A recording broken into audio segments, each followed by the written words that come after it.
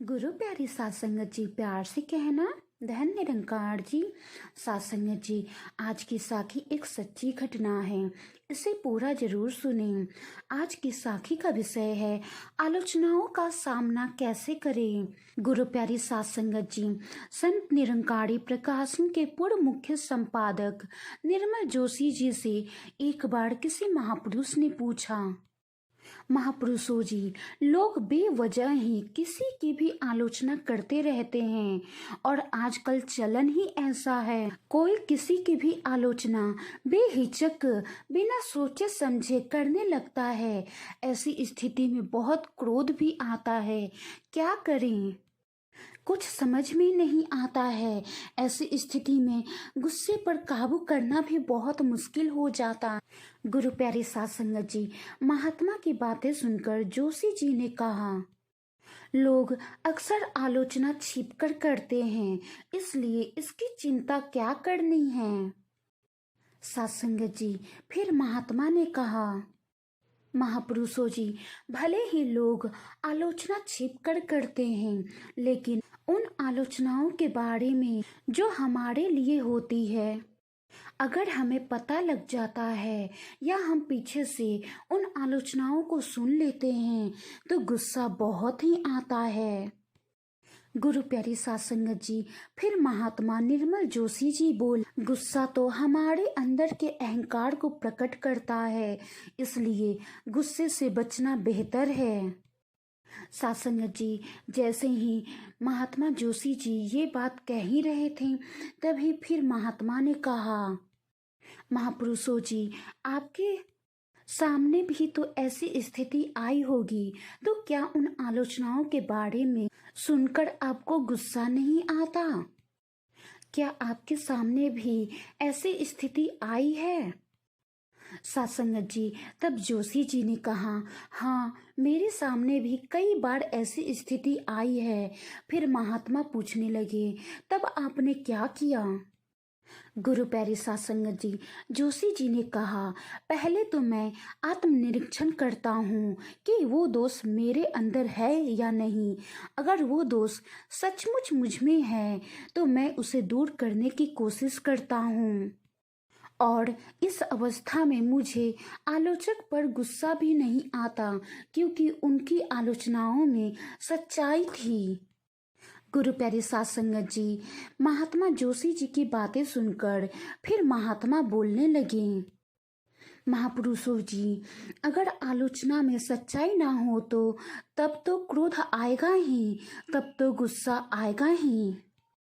गुरु प्यारी सात संगत जी, फिर जोशी जी ने हंसते हंसते कहा, अगर उसकी बात झूठ है तो फिर उसकी क्या चिंता करनी, बल्कि खुशी होती है कि उसके बताए गए दोष से हम बचे हुए हैं।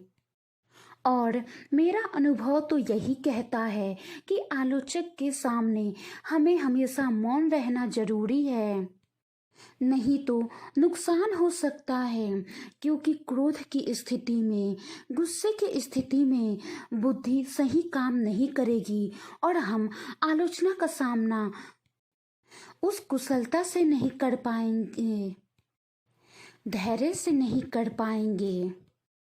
गुरु प्यारी सात संगत जी, कई बार ऐसा होता है कि चालाक लोग हमें बिना वजह की बातों से क्रोध दिलाकर हमसे वो सब कहलाने में सफल हो सकते हैं जो कि हमें नहीं कहना चाहिए। उस समय मौन हमारी बहुत मदद कर सकता है, बशर्ते हमें इसका अभ्यास हो। अन्यथा महासागर में सिर्फ हीरे मोती ही नहीं होते, मगरमच्छ भी होते हैं। इसलिए हमें अनुभवजनित बातों को रोज के व्यवहार का अंग बनाना चाहिए, नहीं तो सिर्फ पानी देखते रहने से प्यास नहीं बुझती। प्यास बुझाने के लिए उसे पीना भी पड़ता है। गुरु प्यारी सात संगत जी, लोगों की तो आदत होती है कि वो पीठ पीछे आलोचना करें, बुराई करें। अगर कभी उन आलोचनाओं के बारे में हमें पता भी चल जाए या हम खुद सुन भी लें, तो हमें गुस्सा नहीं करना चाहिए, उस वक्त हमें गुस्से से बचना है। और जैसे महापुरुष बता रहे हैं कि हमें उन आलोचनाओं के बारे में सोच विचार करनी है। अगर वो आलोचना सही है, सच्चाई है, तो हमें अपने अंदर की कमियों को दूर करना है। और अगर उन आलोचनाओं में सच्चाई नहीं है, तो चिंता किस बात की, चिंता क्या करनी है। लोगों की बातों में आकर हमें अपने ऊपर गुस्से को हावी नहीं होने देना है, क्योंकि गुस्सा, क्रोध अहंकार का प्रतीक होता है। और जैसे ही मन में अहंकार का वास हो जाता है, तो वैसे ही हम इस निराकार प्रभु परम पिता परमात्मा से दूर होते चले जाते हैं। इसलिए कभी भी अहंकार का वास ना होने दें। वाणी में कोई त्रुटि हो तो बख्श लेना जी। तू ही निरंकार, मैं तेरी शरणा, मैनू बख्श लो। तू ही निरंकार, मैं तेरी शरणा, मैनू बख्श लो।